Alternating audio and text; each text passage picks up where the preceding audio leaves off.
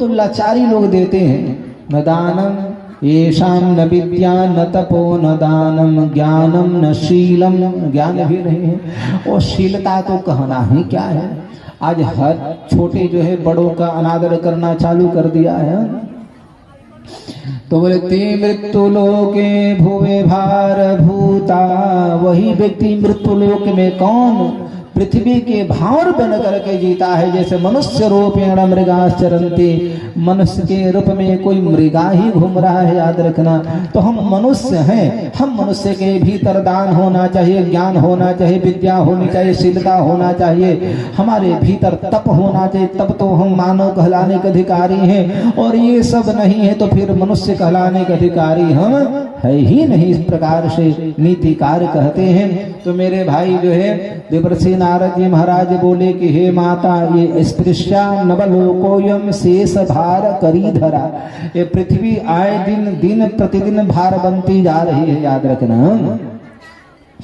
वर्षे वर्षे क्रमे जाता मंगलम नापि दृश्यते। जब हम लोग छोटे थे तब की मैं बात बताऊं, होली आने वाली है, होली का त्योहार, दीपावली आने वाली है, उसके पहले एक माहौल तैयार हो जाता था। रंग ला करके रखते थे, पता नहीं क्या क्या, और लोगों में वो उमंग, वो उत्साह, वो प्रेम क्या बताई जाए।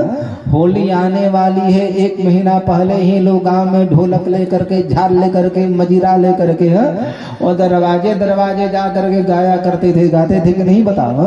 शिवालय से लेकर देवी मंदिर से लेकर के अब पता ही नहीं चलता है दीपावली कब आई, होली कब आकर चली गई, याद रखना। उस दिन अब तो सही में अंदाज, होली के दिन भी पता नहीं चलता है बहुत लोगों की आज का होली है, याद रखना। वही उदासीनता, वही जो है नकारात्मक सोच, जो एक प्रेम भाव से मिलने का दिन है, ये हर्षोल्लास का समय है, प्रेम स्थापना का चीज है। बहुत से तो ऐसे निर्दयी हैं कि होली आदि त्योहारों पर ही अपना शत्रुता निभाते हैं, याद रखना। जिस दिन लोगों को हृदय से लगाना चाहिए, सालों भर का बेमनस्ता भूल जाना चाहिए, चलो भैया नया साल नया त्योहार होली के साथ प्रारंभ करते हैं, गले लगते हैं। लेकिन आज के समय में इस कलिकाल में होली के दिन गले तो बहुत कम लोग लगते हैं, गले में सीने में चक्कू जरूर मार देते हैं। होली के दिन ही लोग गोली मार देते हैं कि चलो पता नहीं चलेगा। दीपावली के दिन पटाखे छोड़ते हैं बेचारे बच्चे, और उसी में जाकर कोई किसी को गोली मार देता है। अरे भले आदमी सोचो तो यार, हाँ, क्या तुम्हारी सोच है। आज के ही दिन मिला मारने के लिए, उसके परिवार पर क्या बीता होगा। वो तो बेचारा मर गया, कोई बात नहीं, उसके बच्चे होंगे, पत्नी होंगी, भाई होंगे, माई होंगे, बाप होंगे, क्या बीता होगा। लेकिन लोगों की क्या बताई जाए। नारद जी महाराज बोले कि वर्षे वर्षे क्रमी जाता, एक एक साल निकलता जा रहा है, लेकिन मंगलम नापि दृश्यते, मंगल देखने में नहीं आता है, याद रखना। पहले का भादों भादों लगता था, पहले का ज्येष्ठ ज्येष्ठ लगता था, पहले जो है सर्दी सर्दी लगती थी, अब तो 5 दिन सर्दी पड़ती है, ज्यादा नहीं है। और 5 दिन के सर्दी में हालत खराब हो जाती है। पूरे बरसात में पता चला कि 10 दिन बारिश हो जाए चौमासे में तो बहुत बड़ी बात है। पूरे ज्येष्ठ में आजकल कहाँ लू चल पाती है, 10 दिन हवा लू चल पाती है। भैया प्रकृति ही बदल गई, याद रखना। क्यों? क्योंकि मैंने नियम को तोड़ दिया है, मैंने विधि के विधान के विपरीत चल रहा हूँ, शास्त्र विरोध चल रहा हूँ, ठीक मैं उल्टा सीधा काम कर रहा हूँ। इसलिए हम तो बदल गए हैं, धीरे धीरे प्रकृतियां भी बदल गई है। तो नारद जी महाराज बोले कि ये सब जो हो रहा है उसका मूल कारण जो है कलयुग है। इसलिए वर्षे वर्षे क्रमे जाता मंगलम नापि दृश्यते। इसलिए हे भक्ति माता, अब मंगल कुछ देखने में नहीं आ रहा है, और मेरे को लगता है इसीलिए उपेक्षितानुरागाधन जजरत्वेन संस्थिता। और तुम्हारे रही बेटों की बात है, ज्ञान वैराग्य की बात है, तो तुम्हारे बेटों को कोई ग्राहक नहीं है, कोई पूछने वाला नहीं है।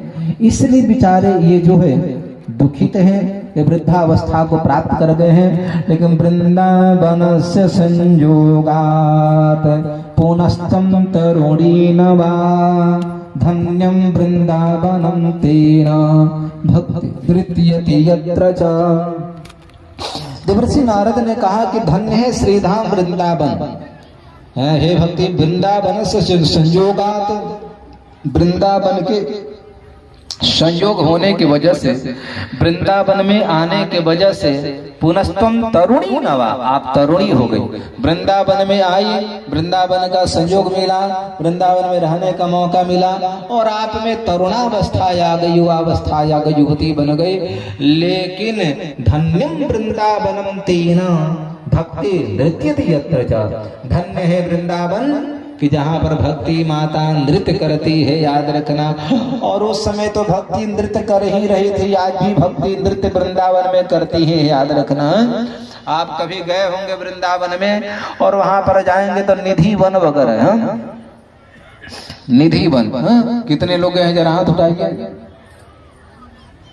कुछ लोग गए, जाना चाहिए। खैर देखो कितना कमा कर बच्चों को देंगे, कभी कभी तीर्थ यात्रा होनी चाहिए।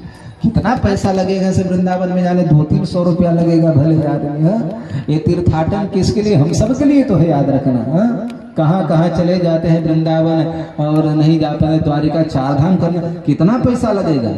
हमने जमीन खरीदा, मकान बनाया, ये किया वो किया, वो तीर्थों की बात है तो हम नहीं कर पाते जो हमारे साथ जाने वाला है। इसलिए तो हम निधि वन है, तो निधि वन में देखो जैसे बद्रिकाश्रम में 6 महीना पूजा हम मानव करते हैं और 6 महीना पूजा वहाँ देवता करते हैं। और आप बद्री बेटा नारायण भगवान की जब पट खोलते तो आप देखना पुजारी लोग उसमें तेल भर करके दीपक में रख देते हैं, एक बत्ती बना करके जला कर आ जाते हैं और 6 महीने के लिए पट बंद हो जाता है। और 6 महीने बाद में जब जाते हैं पुलिस वालों के साथ